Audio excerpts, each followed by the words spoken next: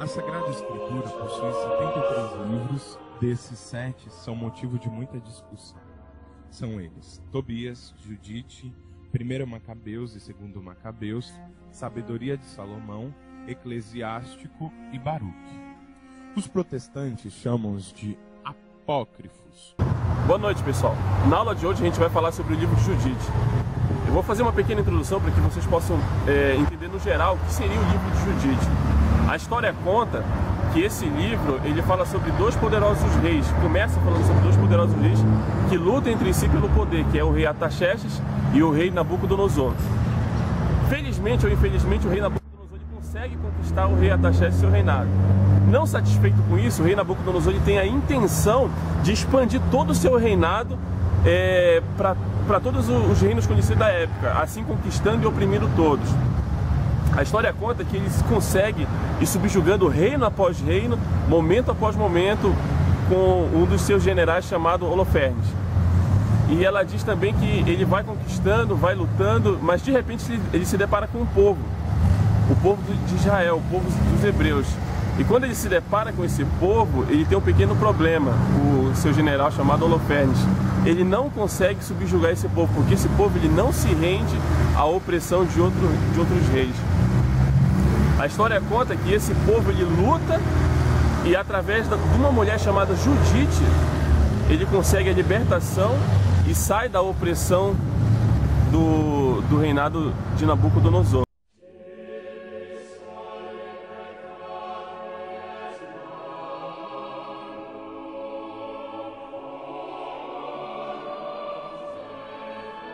Bom, pessoal, o princípio do livro de Judite começa com a história do rei Arfaxade, que tinha o seu império poderosíssimo. Seu império era poderoso, para vocês terem ideia, a largura dos muros era de 31 metros, a altura de 13 metros, que é equivalente a um prédio de 4 andares. Porém, isso não era suficiente, não foi o suficiente para impedir a ação, a guerra contra Nabucodonosor, rei da Síria. Nabucodonosor chegou diante deles, avassalou com o seu império e começou também a se achar o cara, a se achar o dominante da situação.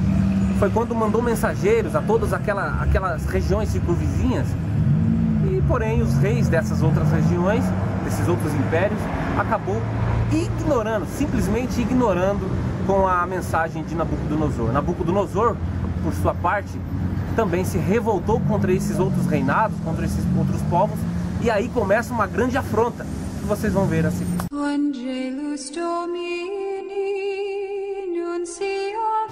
ano do 10º do reinado de Nabucodonosor, ele, devido à rejeição dos povos, ele convocou todos os seus generais, anciãos e guerreiros para fazer um conselho.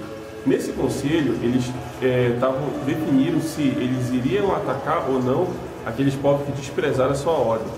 Feito terminado o conselho, eles tomaram uma decisão que realmente deveriam atacar os povos que não se subjugaram a eles e fazer com que eles se subjugassem. Aí o rei Nabucodonosor, ele chama o seu general, que tem o nome Holofernes, e dá a ordem para ele se preparar e chamar todos os combatentes que estavam a postos para enfrentar esses povos subjugados. A história conta que Holofernes ele junta um grupo de 120 mil combatentes e mais 12 mil flecheiros. E com essa quantidade de exército, eles saem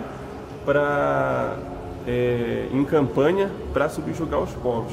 A história diz que durante essa campanha que eles fizeram, eles destruíram a cidade de Melote, ele saqueou os filhos de Ismael, ele também passou pelo rio Eufrates, onde havia povos, Mesopotâmia, Sicília.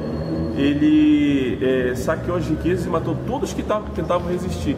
Quem tentasse resistir a ele, ele matava. Essa era a regra, ele não tinha meio termo. Se não tentasse resistir, ele ainda poupava a vida, e aqueles que, vocês vão ver um pouco mais para frente, eram capazes de lutar, eles agregavam no seu exército. A história conta também que ele queimou todos os campos de Damasco na época da colheita e cortou todas as árvores e vinhas. Não era só uma questão de subjugar o povo, mas também de castigá-los por terem desprezado a ordem de Nabucodonosor de se afiliar a ele. Bom, pessoal, os reis da Síria, da Sicília, da Mesopotâmia, que existia naquela época, A história conta que eles mandaram embaixadores até Holofernes pedindo que ele parasse com aquelas agressões, que ele parasse de destruir as suas fazendas, de destruir a sua cidade. Só que a história conta que Holofernes ignorou isso. E o desespero do povo foi tão grande que as pessoas que tinham dinheiro, que as pessoas que eram ricas, elas se misturavam com o povo. E quando Holofernes ele entra na cidade, elas começam a adorá-lo, colocar coroas de flores na sua cabeça, a exaltar o nome dele, a adorá-lo como se fosse um grande conquistador. Só que Holofernes mesmo assim ele despreza. A história conta que Holofernes, ele mesmo com tudo isso, ele continuou a destruir as cidades, continuou a destruir tudo que tinha dentro da cidade de bens, e ele foi dentro das igrejas, dentro dos templos, e destruiu com todos os deuses que havia, para que somente Nabucodonosor fosse adorado como o único Deus. E não só satisfeito com isso, todos aqueles jovens, homens que eram capazes de lutar, homens fortes, ele tirou das suas casas e agregou ao seu exército. Então, pessoal, diante de tudo isso que estava acontecendo, as guerras, Holofernes oprimindo o povo e os povos sendo subjugados a Nabucodonosor, essa notícia do que estava acontecendo rapidamente chegou ao ouvido do povo de Israel. E quando essa notícia chegou ao povo de Israel, o povo entrou em desespero. Só que, ao mesmo tempo que eles entraram em desespero, eles resolveram se preparar para a guerra. Eles colocaram soldados em todas as colinas que davam acesso à cidade, eles fizeram reserva de alimentos e se prepararam para a guerra. Só que, ao mesmo tempo que eles se prepararam para a guerra, eles começaram a entrar em desespero e clamar a Deus. A história conta que o Eliaquim, que era o pontífice da cidade, ele vai até o povo e propõe ao povo que eles fizessem um jejum em oração para que o Senhor respondesse àquele sofrimento que estava vindo tentando se abater na vida deles. Resultado disso, o povo começou a clamar a Deus e a colocar em jejum e oração diário para que o Senhor respondesse o que talvez pudesse vir a acontecer com eles.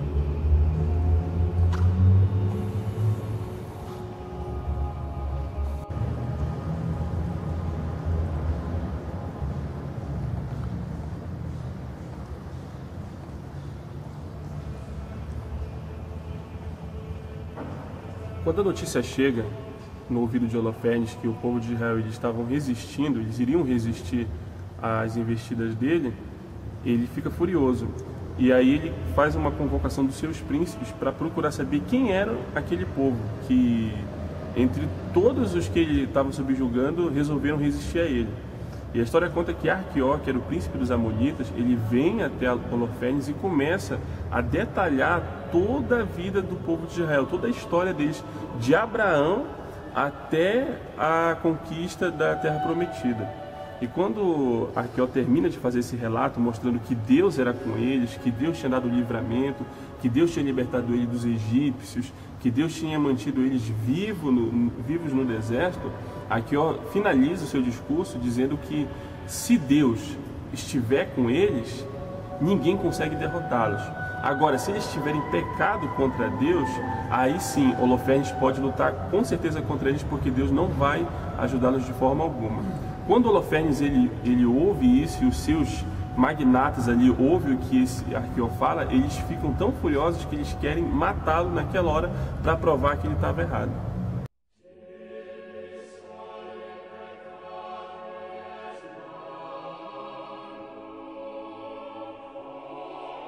Holofernes ficou tão indignado e disse para Aquior que o povo seria defendido pelo Deus de Israel. Então Holofernes fala para Aquior que, se porventura o Deus de Israel livrasse o povo, a vida dele ia ficar sã e salva. Porém, se o Deus de Israel não livrasse o povo, Aquior ia ser executado com a própria espada dos seus soldados. Então pegaram Aquior, amarraram ele e levaram ele perto das muralhas de Israel. Então quando eles começaram a chegar perto das muralhas de Israel, o povo hebreu viu Aquior amarrado em uma árvore. E imediatamente prepararam as suas fundas para atirar pedra.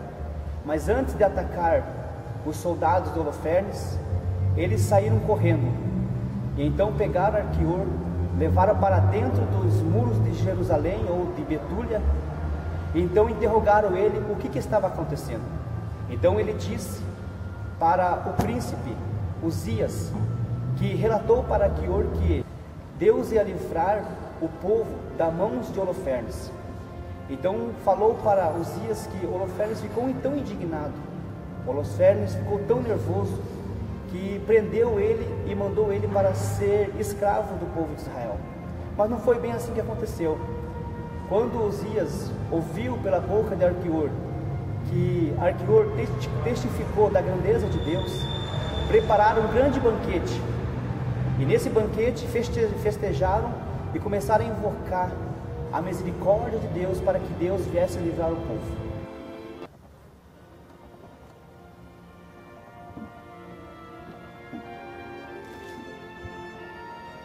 Bem, pessoal, depois que Uzias ofereceu aquele banquete para Aquior, onde eles festejaram e oraram ao mesmo tempo, no dia seguinte, Holofernes já estava se preparando para invadir a cidade de Betúlia. E quando Holofernes começou a fazer o seu plano de invasão a essa cidade, ele ficou sabendo que na cidade havia arquedutos que levavam água até dentro da cidade. E como uma estratégia de guerra, Holofernes mandou cortar todos os arquedutos. Para quê? Para que o povo ficasse com sede. Mas os seus soldados, além de chegar a Holofernes e começar a dar um elogio para ele, falou para ele também que em volta dos muros de Betúlia haviam também poços, aonde o povo se abastecia desses poços para não ficar com sede. Então os soldados falaram para Holofernes que seria melhor ele colocar guardas nesses poços para que o povo não tivesse água. Então Holofernes gostou da ideia, então pegou e colocou ali 100 soldados em cada poço. Para quê? Para que eles guardassem esses poços aonde o povo hebreu não tinha acesso à água. E quando os soldados começaram a guardar esses poços, então ali o povo de Betúlia ficou sem água. Aproximadamente 121 dias eles tinham água, daí para frente eles não tinham mais água. Então agora eles começaram a poder raciocinar a água, para que eles não viessem morrer de sede. E sem água, o homem e a mulher não sobrevivem. Então o que aconteceu? Agora o povo começou a culpar Uzias por que estava acontecendo. Então todos foram até Uzias e falaram assim: Uzias, se nós tivéssemos se entregado a Holofernes, se nós tivesse ido de espontânea vontade, nós não estaria passando por isso que está passando agora. Então Uzias começou a pensar e o povo começou a criticar Uzias. O povo começou a jogar a culpa toda em Uzias. Então Uzias faz um decreto para o povo: olha, é o seguinte, se durante 5 dias, se em 5 dias o Senhor dos Exércitos não ouvir a nossa oração e não nos livrar do nosso inimigo, então nós entregaremos para ele e seremos escravos deles. E o povo questionou e falou sim para Uzias: ó Uzias, é melhor a gente ser escravo de Holofernes, mas continuar adorando ao Senhor, do que nós morrer e não adorar mais o Senhor.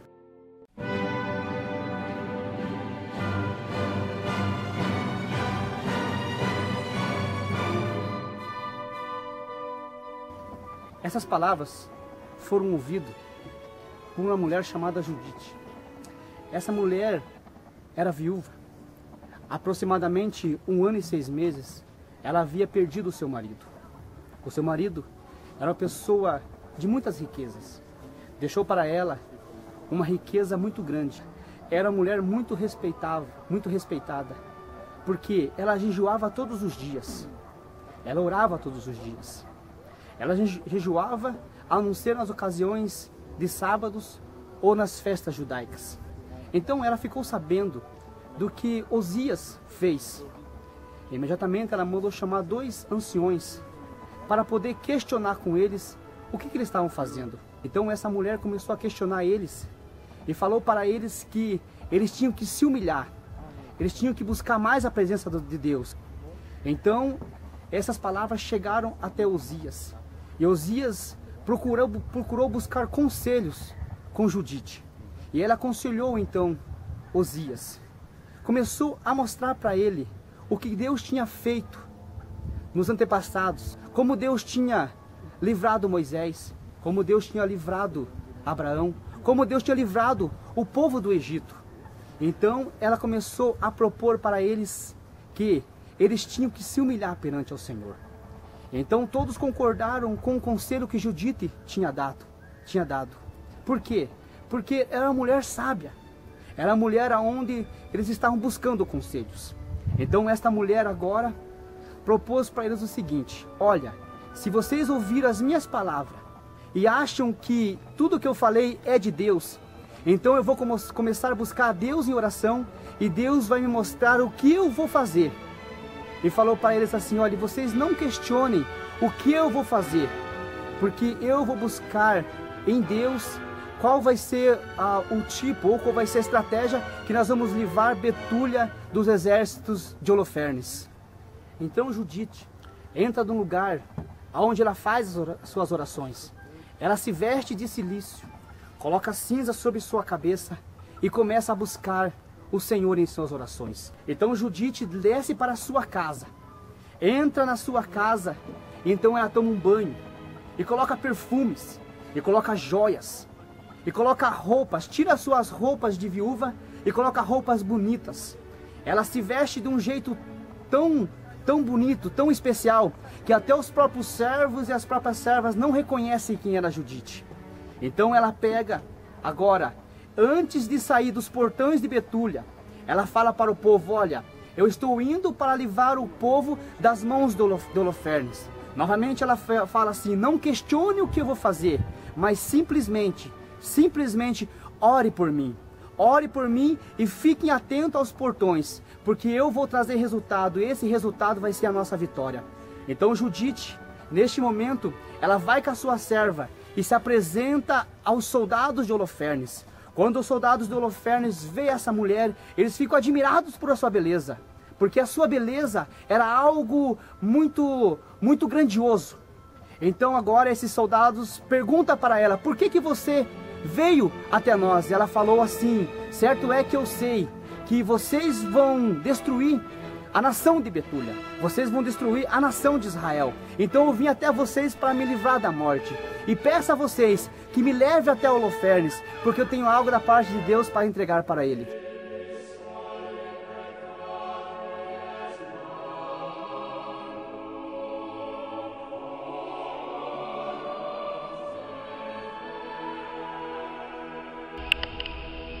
Então Holofernes pede para que leve Judite onde estava o seu tesouro, e pede para os criados que leve alimento para ela. Mas ela recusa e diz que enquanto Deus não der resposta naquilo que ela iria fazer, ela não ia consumir nenhum alimento a não ser o que ela tinha levado. E ela pede a Holofernes que permita que ela saia para orar todos os dias antes do amanhecer. E assim ela faz por 3 dias.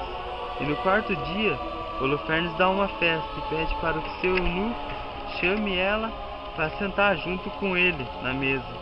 E então Holofernes naquele dia se alegra tanto que acaba bebendo vinho demais. Quando todos os criados já estavam dormindo, Judite vai até o quarto de Holofernes e pede para que a sua criada fique do lado de fora, tomando conta. E então ela entra lá dentro e Holofernes já está completamente embriagado.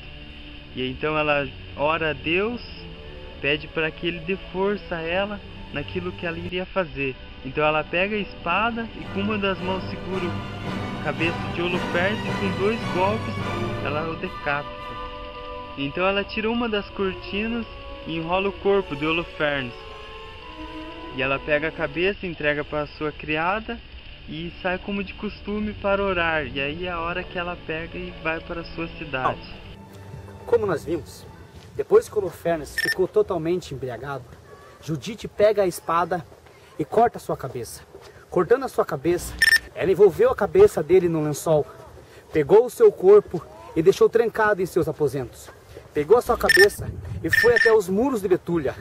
Bateu nos muros de Betúlia e falou: abram, abram, porque Deus prevaleceu a favor do seu povo. Então mostrou a cabeça de Holofernes para o príncipe Osias. E a cabeça de Holofernes foi como um troféu de um vencedor contra o inimigo. Então ela falou assim: pega a cabeça de Holofernes, coloca coloca em cima nos muros de Betúlia. Assim todos verão que o povo de Israel é vencedor. E começaram a fazer grande barulho. Por quê? Porque houve alegria. Por quê? Porque o povo já estava sendo vencedor. Quando os assírios viram aquele barulho, começaram a ficar com medo, começaram a ficar intrigados. Por quê?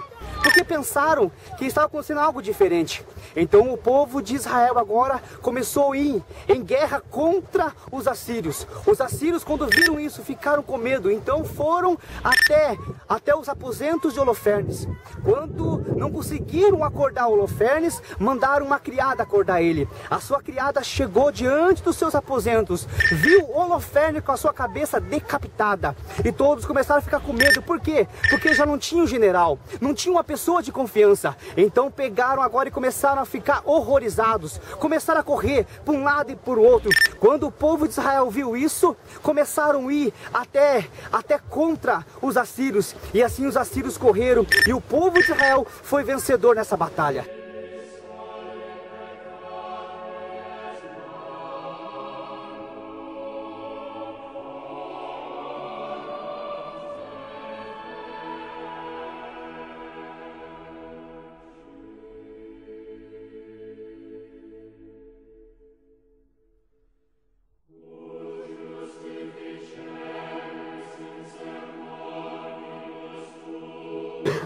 Judite fez um cântico ao Senhor, adorando e exaltando por tudo que Deus tinha feito pelo povo de Israel.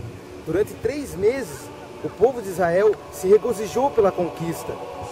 Judite se tornou a pessoa mais célebre, a mulher mais célebre daquela época. E o povo aclamava cada aparição que ela fazia. Durante 105 anos foi a vida da Judite. E durante 7 dias, o povo chorou a sua morte. Por toda a sua vida, e logo após um tempo, o povo de Israel viveu em paz. Não houve guerra naquela época.